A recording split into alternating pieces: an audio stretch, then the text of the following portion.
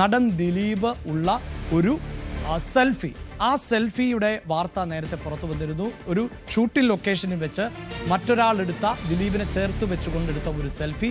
ആ സെൽഫിയിൽ പൾസർ സുനിയുടേത് ഉൾപ്പെടെയുള്ള ചിത്രം പതിഞ്ഞു എന്നുള്ളതായിരുന്നു വിവരം.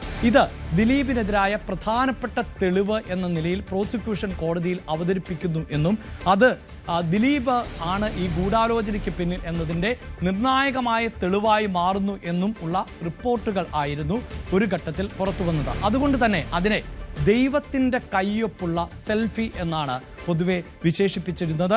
അങ്ങനെയുള്ള തെളിവുകളും വിവരങ്ങളും ഉൾപ്പെടെ ആണ് അന്വേഷണ സംഘത്തിന് കണ്ടെത്താൻ സാധിച്ചത് എന്നും ആ വിശദാംശങ്ങൾ ഉൾപ്പെടെ കോടതിയിൽ സമർത്ഥിച്ചുകൊണ്ട് ദിലീപ് കുറ്റക്കാരനാണ് എന്നതിലേക്ക് കോടതി എത്തുകയും ചെയ്യും എന്നുള്ളതായിരുന്നു പൊതുവെ വിലയിരുത്തപ്പെട്ടിരുന്നത്. അത്തരം അഭിഭാഷകരുടെ ഭാഗത്തു നിന്നുണ്ടായ പ്രതികരണങ്ങളൊക്കെ നമ്മൾ ദിവസങ്ങളോളം കേട്ടിരുന്നതാണ്. പക്ഷേ വിധിപ്രസ്താവം വന്നപ്പോൾ ദിലീപ് കുറ്റക്കാരനല്ല എന്നാണ് കോടതി കണ്ടെത്തിയത്. എന്തായിരുന്നു അതിൻ്റെ സാഹചര്യം എന്നതാണ് നമ്മൾ വിലയിരുത്താൻ പോകുന്നത്. ന്യൂസ് ഡെസ്കിൽ നിന്ന് മഞ്ജുഷ് ഗോപാൽ ആണ് ചേരുന്നത്. മഞ്ജുഷ്, കഴിഞ്ഞ ദിവസങ്ങളിൽ നമ്മൾ ഈ കേസിൻ്റെ വിധിപ്രസ്താവവുമായി ബന്ധപ്പെട്ട ഓരോ ഭാഗങ്ങൾ പ്രേക്ഷകരിലേക്ക് എത്തിച്ചിരുന്നു. അതിൽ തന്നെ അതിജീവിതയുടെ മൊഴി, ആ മൊഴിയിലെ വൈരുദ്ധ്യം എന്തായിരുന്നു, എന്തുകൊണ്ടാണ് കോടതി അത് മുഖവിലയ്ക്കെടുക്കാതിരുന്നത്, അതോടൊപ്പം തന്നെ മറ്റ് നടികൾ നൽകിയ അമ്മയുടെ ഭാഗമായിട്ടുള്ള താരങ്ങളുടെ മൊഴിമാറ്റം ഏത് നിലയിലാണ് സ്വാധീനിച്ചത്, ഈ ഗൂഢാലോചന എന്ന് പറയുമ്പോൾ തന്നെ അബാദ് പ്ലാസിയിലെ 410-ാം മുറിയിൽ ഉണ്ടായ ഗൂഢാലോചന, ആ വാദം എങ്ങനെയാണ് പൊളിഞ്ഞത് എന്നതുൾപ്പെടെ നമ്മൾ പ്രേക്ഷകരുമായി പങ്കുവെച്ച് കഴിഞ്ഞതാണ്. ഒപ്പം മെമ്മറി കാർഡിൻ്റെ ഹാഷ് വാല്യൂ മാറിയതുമായി ബന്ധപ്പെട്ട വാദങ്ങൾ.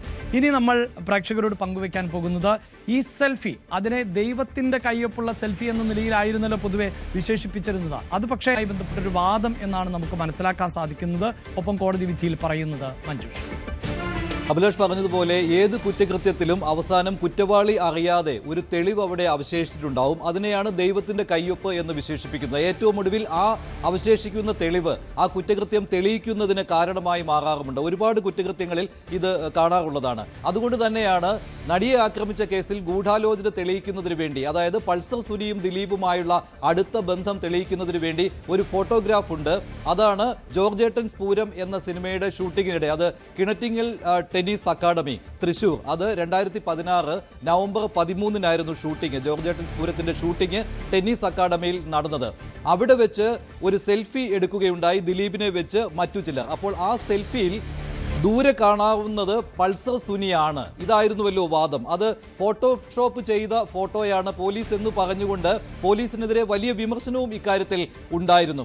സ്വാഭാവികമായിട്ടും ഈ ഫോട്ടോഗ്രാഫ് കോടതിയിൽ ഹാജരാക്കുകയുണ്ടായി പ്രോസിക്യൂഷൻ. അതെന്തിനാണെന്ന് വെച്ചാൽ, ഒന്ന്, പൾസർ സുനി ജോർജേട്ടൻ സ്പൂരത്തിന്റെ നവംബർ 13, 2016 ഷൂട്ടിംഗ് സമയത്ത് ആ ലൊക്കേഷനിൽ കിണറ്റിങ്ങൽ ടെന്നീസ് അക്കാഡമിയിൽ ഉണ്ടായിരുന്നു എന്ന് തെളിയിക്കുന്നതിന് വേണ്ടിയാണ്. അങ്ങനെ തെളിയിക്കുന്നതിന് വേണ്ടിയുള്ള ഏറ്റവും പ്രധാനപ്പെട്ട ഒരു എവിഡൻസ് എന്ന രീതിയിലാണ് ഈ ഫോട്ടോഗ്രാഫ് അവിടെ ഹാജരാക്കിയത്. ഈ ഫോട്ടോഗ്രാഫിൽ മറ്റൊരു കാര്യം എന്ന് പറയുന്നത്, സ്വാഭാവികമായിട്ടും ഇത് ഫോട്ടോഷോപ്പാണ്, അത് പോലീസ് കൃത്രിമമായി ചമച്ചതാണ് എന്നൊരു വാദം പ്രോസിക്യൂഷൻ ഉന്നയിച്ചിരുന്നു. പ്രോസിക്യൂഷൻ അല്ല, ദിലീപിന്റെ അഭിഭാഷകൻ ഉന്നയിച്ചിരുന്നു. പക്ഷേ അത് കോടതിയിൽ തെളിയിക്കാൻ കഴിഞ്ഞില്ല. ഇത് ഫോട്ടോഷോപ്പ് അല്ല. ഇന്നലെയും രാഹുൽ ഈശ്വർ പറയുന്നത് കേട്ടായിരുന്നു, പോലീസ് ഫോട്ടോഷോപ്പ് നടത്തി ഈ കേസിൽ അങ്ങനെ ഒരു വ്യാജ ഫോട്ടോ കോടതിയിൽ ഹാജരാക്കിയെന്ന്. പക്ഷേ അത് ഫോട്ടോഷോപ്പ് ആയിരുന്നില്ല, അത് ഒറിജിനൽ ഫോട്ടോ തന്നെയായിരുന്നു. അത് സയന്റിഫിക് എവിഡൻസ് ഉണ്ടായിരുന്നു. അത് ആ കാര്യത്തിൽ സയന്റിഫിക് എവിഡൻസ്, അങ്ങനെ ഒരു മൊഴി പോലും കിട്ടിയിരുന്നു. അത് ശാസ്ത്രീയ പരിശോധന നടത്തിയതിൻ്റെ മൊഴിയായിരുന്നു. എക്സ്പെർട്ടിന്റെ മൊഴി ഇക്കാര്യത്തിൽ കോടതിയിലും രേഖപ്പെടുത്തുകയുണ്ടായി. അങ്ങനെ അത് ഫോട്ടോഷോപ്പ് അല്ല എന്ന് തെളിഞ്ഞു. പക്ഷേ മറ്റൊരു കാര്യം എന്ന് പറയുന്നത്, ഇത് പൾസർ സുനി ആണോ എന്നുള്ള കാര്യം. ഈ പുറയിൽ നിൽക്കുന്നയാൾ പൾസർ, പുറയിലല്ല, തൊട്ടുപുറയിലല്ല, ഒരുപാട് അകലെയാണ്. ആ ഫോട്ടോയിൽ ഒരുപാട് അകലെയാണ്. അത് പൾസർ സുനി ആണോ എന്ന് ഐഡന്റിഫൈ ചെയ്യാൻ പോലും പറ്റുകയില്ല. എല്ലാവർക്കും അറിയാവുന്നതാണ് ആ ഫോട്ടോഗ്രാഫ്.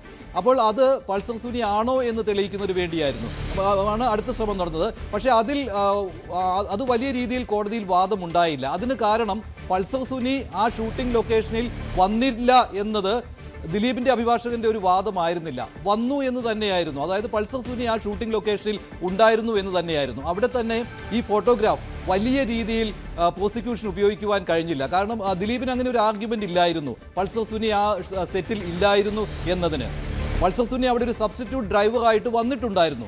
അപ്പോൾ പിന്നെ മറ്റൊരു കാര്യം എന്ന് പറയുന്നത് പൾസർ സുനിയും ദിലീപുമായിട്ട് അവിടെ വെച്ച് സംസാരിച്ചു എന്ന കാര്യം തെളിയിക്കുന്നതിന് വേണ്ടിയായിരുന്നു. അതിനും ഈ ഫോട്ടോഗ്രാഫ് ഉപയോഗിക്കുകയുണ്ടായി. അതായത് അവിടെ വെച്ച് സംസാരിച്ചു കൊണ്ടിരുന്ന സമയത്ത് ഇങ്ങനെ ചിലർ വന്നു, അവിടെ സെൽഫി എടുത്തു. അപ്പോൾ പൾസർ സുനി മാറി നിൽക്കുകയായിരുന്നു, ആ ഫോട്ടോയിൽ പതിഞ്ഞു എന്നൊക്കെ ആർഗ്യുമെന്റ് വന്നു. പക്ഷേ അതൊന്നും കോടതിയുടെ പരിഗണനയിലേക്ക് വന്ന കാര്യമല്ല. അവിടെ കിണറ്റിങ്ങൽ ടെന്നീസ് അക്കാദമിയിൽ പ്രോസിക്യൂഷൻ ഉന്നയിച്ച പ്രധാനപ്പെട്ട കാര്യം അവിടെ ഒരു കാരവൻ പാർക്ക് ചെയ്തിട്ടുണ്ടായിരുന്നു, ദിലീപിന്റെ കാരവൻ. ആ കാരവന്റെ പുറകിൽ വെച്ച് ഇവർ രണ്ടുപേരും സംസാരിച്ചു. അതൊരു ഗൂഢാലോചനയായിരുന്നു. ഓർക്കണം, ആ ഡേറ്റ് എന്ന് പറയുന്നത് നവംബർ 13, 2016. അതായത് ഈ നടിയെ ആക്രമിച്ച സംഭവം ഉണ്ടാകുന്നതിന് കൃത്യം 3 മാസങ്ങൾക്ക് മുമ്പായിരുന്നു ഈ കൂടിക്കാഴ്ച. അതായത് ഈ സമയത്ത് ഈ നവംബറിൽ തുടർച്ചയായിട്ടുള്ള 3 കൂടിക്കാഴ്ചകൾ ദിലീപും പൾസർ സുനിയും തമ്മിൽ നടത്തി. ഒന്ന് 8-ാം തീയതി നവംബർ, 2 ഈ പറയുന്ന 13-ാം തീയതി, തൊട്ട് പിറ്റേ ദിവസം തൊടുപുഴയിൽ ഇതേ സിനിമയുടെ ലൊക്കേഷനിൽ വെച്ച് അടുത്തത്. ഈ തുടർച്ചയായിട്ട് 3 കൂടിക്കാഴ്ചകൾ നടത്തുവാനും ഗൂഢാലോചന നടത്തുവാനും കാരണം ഇനി അധികം വെച്ച് താമസിപ്പിക്കരുത്, നടിയുടെ കല്യാണം ഉറപ്പിച്ചു കഴിഞ്ഞു, അപ്പോൾ അതിനു മുൻപ് കൃത്യം നിർവഹിക്കണം എന്ന കാര്യം പൾസർ സുനിയോട് ആവശ്യപ്പെടുന്നതിനും അതിന് വേണ്ട നിർദ്ദേശങ്ങൾ നൽകുന്നതിനും വേണ്ടി ദിലീപ് പൾസറുമായിട്ട് ഇങ്ങനെ കൂടിക്കാഴ്ച നേരിട്ട് നടത്തി എന്നുള്ളതായിരുന്നു. അവിടെ കോടതി ഉന്നയിച്ച മറ്റൊരു ചോദ്യം കൂടി ഉണ്ടായിരുന്നു. ഇങ്ങനെ ഒരു ഗൂഢാലോചന നടത്തുന്നവർ തമ്മിൽ ഇത്രയും പരസ്യമായിട്ട്, അതും ഒരേ സിനിമയുടെ സെറ്റിൽ ഏതാണ്ട് ഒരേ ആളുകൾ തന്നെയുള്ള സമയത്ത് ഇങ്ങനെ കൂടിക്കാഴ്ച നടത്താൻ അവർ തയ്യാറാകുമോ എന്ന കാര്യം ഉന്നയിച്ചിരുന്നു. അതിനും പ്രോസിക്യൂഷൻ മറ്റു കാര്യങ്ങൾ പറഞ്ഞ് ഒഴിഞ്ഞു മാറുകയായിരുന്നു ഇതിൽ. പിന്നെ ഇതിലേക്ക് വരികയാണെങ്കിൽ, ഫോട്ടോഗ്രാഫിന്റെ കാര്യത്തിലേക്ക് വരികയാണെങ്കിൽ, ഈ ഫോട്ടോഗ്രാഫ് ഒറിജിനലാണ് എന്ന കാര്യത്തിൽ സംശയമുണ്ടായില്ല.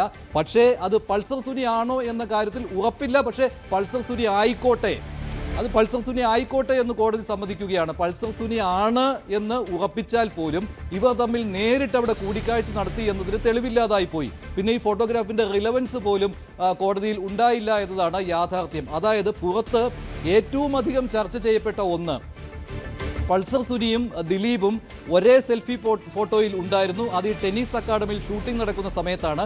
അതായത് കാരവൻ ഗൂഢാലോചന നടന്നത് ഇതേ സ്ഥലത്ത് വെച്ചാണ്. അപ്പോൾ ഒരു സെൽഫിയിൽ പൾസർ സുനി ഉള്ളത് ഇവർ തമ്മിലുള്ള ബന്ധത്തിന് തെളിവാണ്, ഇവർ തമ്മിൽ നേരിട്ട് കണ്ടതിന് തെളിവാണ് എന്നുള്ളത്. പക്ഷേ കോടതി ഇത് മുഖവിലക്കെടുത്തില്ല. കോടതി ചോദിച്ച ചോദ്യം, ഈ ഒരു ഫോട്ടോഗ്രാഫിൽ എന്തായാലും അവർ ഒരുമിച്ചില്ല, മറ്റു ചില ഫോട്ടോഗ്രാഫുകളും അവിടെ ഹാജരാക്കിയിരുന്നു. അതിൽ പൾസർ സുനി മറ്റു ചില ആളുകളുമായിട്ട്, നടൻ ഗണപതിയൊക്കെ അതിനകത്തുണ്ട്, അവരുമായിട്ട് എടുത്ത ഫോട്ടോഗ്രാഫാണ്. അതിൽ പക്ഷേ ദിലീപ് ഉണ്ടായിരുന്നില്ല. അതായത് പല ആംഗിളിൽ നിന്നെടുത്ത പല ഫോട്ടോകളും ഹാജരാക്കുകയുണ്ടായി. പക്ഷേ ഒരു ഫോട്ടോഗ്രാഫിലും ദിലീപും പൾസർ സുനിയും ഒരേ ഫ്രെയിമിലുള്ളത് ഉണ്ടായിരുന്നില്ല. ആകെയുള്ളത് ഈ സെൽഫിയാണ്. പക്ഷേ അവർ തമ്മിൽ എങ്ങനെ, ഇപ്പോൾ ഒരു സിനിമയുടെ സെറ്റിൽ ഒരാൾ വന്നു, അപ്പോൾ അയാൾ ആ സിനിമയിലെ പ്രധാന നടനുമായിട്ട് ഗൂഢാലോചന നടത്തി ഇങ്ങനെയൊരു വലിയ കൃത്യം നിർവഹിക്കുന്നതിന് വേണ്ടി എന്ന് എങ്ങനെ പറയാൻ പറ്റുമെന്നാണ് കോടതി ചോദിച്ചത്. അതിനാവശ്യമായ തെളിവുകൾ വേണമെങ്കിൽ ഇവർ പരസ്പരം സംസാരിച്ചതിന് വേണ്ടി ഒരാളെയെങ്കിലും, ഒരു സാക്ഷിയെങ്കിലും ഹാജരാക്കണമെന്നായിരുന്നു കോടതിയുടെ ആവശ്യം. അവിടെ ഇതേ സ്ഥലത്ത് തന്നെ ഈ കാരവണിലെ ഗൂഢാലോചനയ്ക്ക് പുറമെ ഇതേ ടെന്നീസ് അക്കാദമിയുടെ ഇൻഡോർ സ്റ്റേഡിയത്തിൽ വെച്ച് ദിലീപും പൾസർ സുനിയും അടുത്തടുത്തിരുന്ന് സംസാരിച്ചു. അതായത് കസേര അപ്പുറവും ഇപ്പുറവും ഇട്ടുകൊണ്ട് സംസാരിച്ചു എന്നതുകൂടി പ്രോസിക്യൂഷന്റെ കേസായിരുന്നു. അതിനുവേണ്ടി ഒരു പ്രധാനപ്പെട്ട സാക്ഷിയെ ഹാജരാക്കുവാനും പ്രോസിക്യൂഷന് കഴിഞ്ഞു. അതവിടുത്തെ ഗ്രൗണ്ട്സ്മാൻ ആയിരുന്നു. ആ ഗ്രൗണ്ട്സ്മാൻ നൽകിയ മൊഴി അന്വേഷണ ഉദ്യോഗസ്ഥന് മുന്നിലും 164ഉം നൽകിയത് ഇങ്ങനെ അവർ അടുത്തടുത്തിരുന്ന് സംസാരിക്കുന്നത് ഞാൻ കണ്ടു എന്നതാണ്. അത് പ്രോസിക്യൂഷന്റെ ഒരു പ്രധാനപ്പെട്ട തെളിവായിരുന്നു. അതായത് കിണറ്റിങ്ങൽ ടെന്നീസ് അക്കാദമിയിൽ ജോർജേട്ടൻ സ്പൂരത്തിന്റെ സെറ്റിൽ പൾസർ സുനി വന്നു എന്ന കാര്യത്തിന് ഒരു സംശയവുമില്ല. അത് കോടതിയിൽ തെളിയുകയും ചെയ്തു. അതിലേക്ക് കൂടുതൽ ആർഗ്യുമെന്റിലേക്കേ പോയില്ല. കാരണം അത് ദിലീപിന്റെ അഭിഭാഷകനും അത് സമ്മതിച്ചു. ഫോട്ടോഗ്രാഫ് വ്യാജവുമല്ല, അതൊക്കെ ഉണ്ട്. പക്ഷേ പിന്നെ തെളിയിക്കേണ്ടത് ഇവർ തമ്മിൽ സംസാരിച്ചു, ഗൂഢാലോചന നടത്തി എന്നതായിരുന്നു. അതിനൊറ്റ തെളിവായി വന്നത് ഫോട്ടോഗ്രാഫ്സ് ആയിരുന്നില്ല, ഈ പറയുന്ന ഗ്രൗണ്ട്സ്മാൻ ആയിരുന്നു. പക്ഷേ കോടതിയിൽ വന്നപ്പോൾ ഗ്രൗണ്ട്സ്മാൻ പറഞ്ഞത് 164 എടുക്കുന്ന സമയത്തിന് മുൻപ് എന്നെ നിർബന്ധിച്ച് ഈ രീതിയിൽ മൊഴി നൽകുവാനായിട്ട് പോലീസ് പ്രേരിപ്പിച്ചു എന്നതാണ്.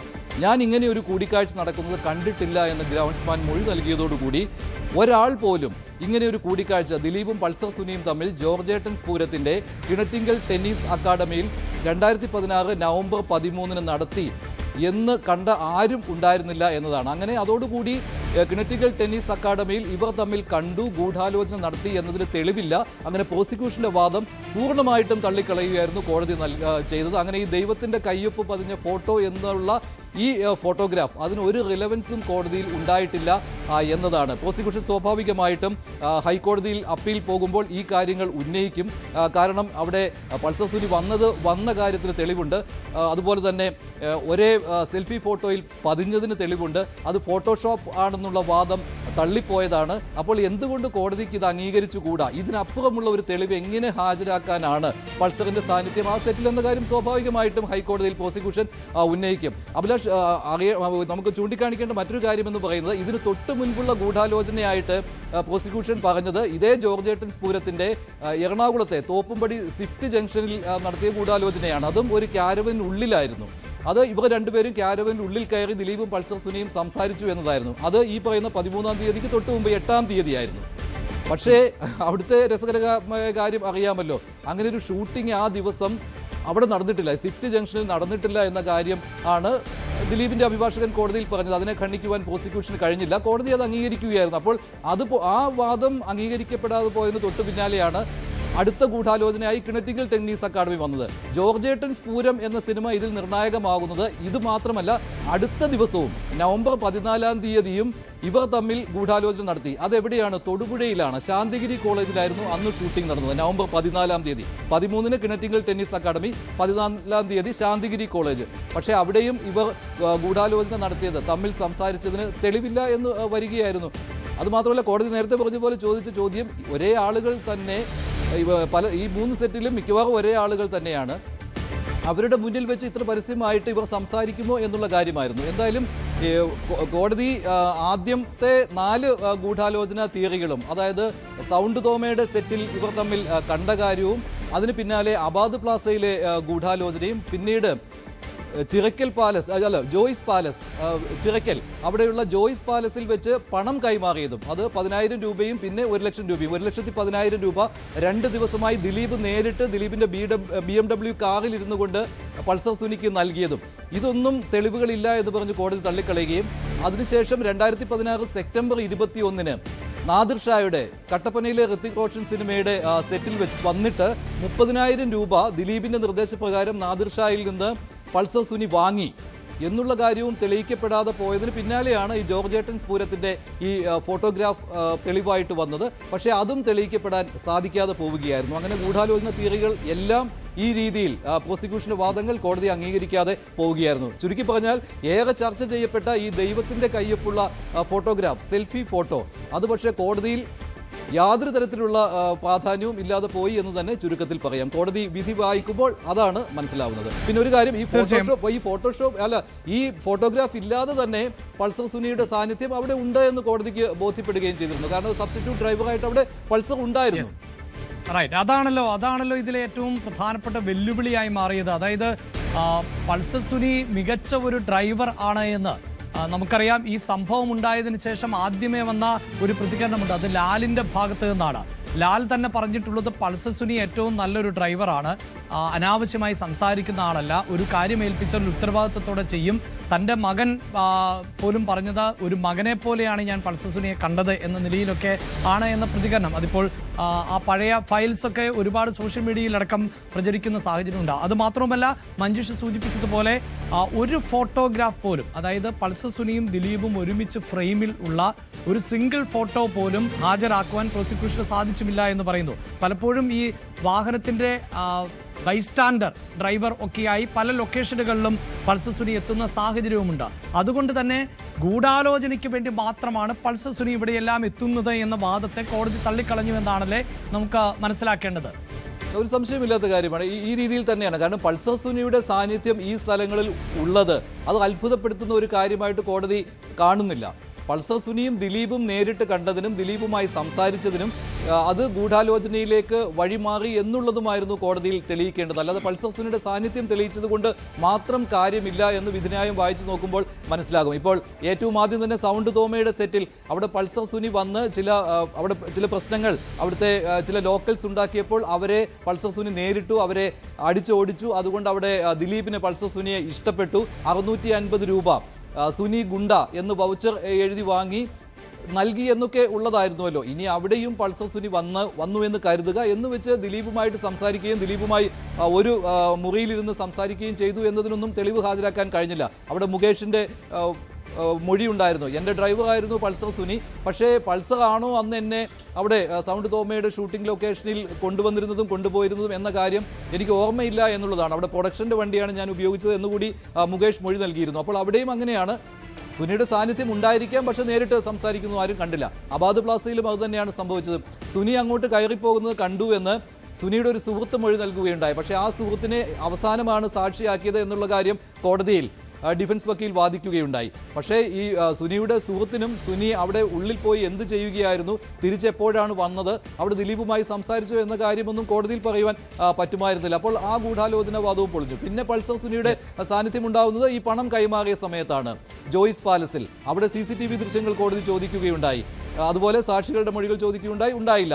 നാദിർഷായുടെ സെറ്റിൽ ഓർക്കണം, കട്ടപ്പനയിലെ ഋത്തിക് റോഷൻ തൊടുപുഴയിൽ. അവിടെ പക്ഷേ സുനി വന്നിരുന്നു. സുനി അവിടെ സീമ ടെക്സ്റ്റൈൽസിലെ ഷൂട്ടിംഗ് ലൊക്കേഷനിലും വന്നിരുന്നു. പക്ഷേ നാദിർഷായെ കണ്ടതിന് തെളിവില്ല, CCTV ദൃശ്യങ്ങളില്ല. അതുകൊണ്ട് അതും പാളിപ്പോയി. അതുപോലെ തന്നെ ഇവിടെയും സുനി വന്നിരുന്നു. ഈ പറയുന്ന ജോർജ് പൂരത്തിന് സെറ്റിലും സുനി വന്നിരുന്നു. പക്ഷേ ദിലീപുമായി സംസാരിച്ചതിന് തെളിവില്ല. അങ്ങനെയാണ് കാര്യങ്ങൾ പോയത്. അത് മാത്രവുമല്ല, ഈ ഷൂട്ടിംഗ് ലൊക്കേഷൻ ടെന്നീസ് കോർട്ടിൽ ഏതാണ്ട് 80-ലധികം ആളുകൾ അല്ലെ, പുറത്തുനിന്നുള്ള ആളുകൾ ഉണ്ടായിരുന്നു. അതിൽ ഒരേ ഒരാൾ മാത്രമാണ് ഇവർ അടുത്ത സീറ്റുകളിൽ ഇരുന്ന് സംസാരിക്കുന്നത് കണ്ടു എന്ന് മൊഴി നൽകിയത്. അത് 164-ലും അങ്ങനെ തന്നെയാണ്. പക്ഷേ ഈ ജീവനക്കാരൻ പിന്നീട് കോടതിയിൽ പറഞ്ഞൊരു കാര്യമുണ്ടല്ലോ, തന്നെ നിർബന്ധിച്ച് പറയിപ്പിച്ചതാണിത്. ഒരുപക്ഷെ അങ്ങനെ പറയണം എന്ന് ആ ടെന്നീസ് കോർട്ടിൻ്റെ ഉടമസ്ഥരാണ് ആവശ്യപ്പെട്ടത്. അങ്ങനെ പറഞ്ഞില്ല എങ്കിൽ തൻ്റെ ജോലി നഷ്ടപ്പെടും എന്ന സാഹചര്യം ഉണ്ടായിരുന്നു. അതുകൊണ്ടാണ് ഇങ്ങനെ പറഞ്ഞത് എന്നത് അടക്കമാണല്ലോ നമുക്ക് മനസ്സിലാക്കാൻ പറ്റുന്നത്. അപ്പോൾ കോടതി ആ വാദത്തെ മുഖവിലയ്ക്കെടുത്തു എന്ന് വേണമല്ലേ മനസ്സിലാക്കാൻ? ഒരു സംശയമില്ല. അതുകൊണ്ടാണല്ലോ അവിടെ തെളിവില്ലാതെ പോയത്. പൾസർ സുനിയും ദിലീപുമായി സംസാരിച്ചതിന് തെളിവില്ല എന്ന് കോടതി മനസ്സിലാക്കാൻ കാരണവും അതായിരുന്നു. കിണറ്റിങ്കൽ ടെന്നീസ് അക്കാദമി തൃശ്ശൂർ, അവിടെ വെച്ച് പൾസറും സുനിയും തമ്മിൽ അടുത്തടുത്ത് കസേര വലിച്ചിട്ട് അവിടെ ഇരുന്ന് സംസാരിച്ചു എന്ന് പറയുമ്പോൾ ധാരാളം ആളുകൾ, 80 പേരെന്നുള്ളതാണ് ഒരു കണക്കായിട്ട് പറയുന്നത്. അത്രയും ആളുകൾ അവിടെ ഉണ്ടായിരുന്നു. പക്ഷേ അതിൽ നിന്ന് സാക്ഷിയായി പിക്ക് ചെയ്തെടുക്കാനായിട്ട് പ്രോസിക്യൂഷന് കഴിഞ്ഞത് ഈ പറയുന്ന ഗ്രൗണ്ട്സ്മാനെയാണ്. വർഷങ്ങളായി അവിടെ ടെന്നീസ് അക്കാദമിയിൽ ഉള്ള ഗ്രൗണ്ട്സ്മാനാണ്. പക്ഷേ അദ്ദേഹം ശരിയാണ് 164-ൽ മൊഴി നൽകിയിരുന്നു, ഇങ്ങനെ ഇവർ വന്നിരുന്ന് സംസാരിച്ചു എന്നുള്ളത്. പക്ഷേ അവിടെ മറ്റൊരു കാര്യം കൂടിയുണ്ട്. അന്നത്തെ ഇൻവെസ്റ്റിഗേറ്റീവ് ഓഫീസറായിരുന്ന CIക്ക്, അന്ന് ബൈജു പൗലോസ് ആയിരുന്നില്ല, അദ്ദേഹം ഈ മൊഴിയെടുത്ത സമയത്തിലും ചില പ്രശ്നങ്ങൾ ഉണ്ടായിട്ടുണ്ട്.